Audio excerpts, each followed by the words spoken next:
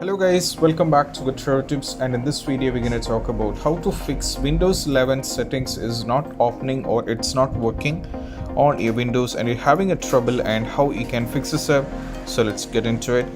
So the first one, what you have to do is just have to follow these instructions. That just have to go over here and you have to search for CMD and you have to go for run it as administrator. Now go for yes, and from here you have to type sfc /scan now, and you have to press enter. So as you can see, this is going to take a little bit time. So as you can see, the verification is going on, so you just have to wait for the complete 100%, and once it is done you just have to do a restart on your PC.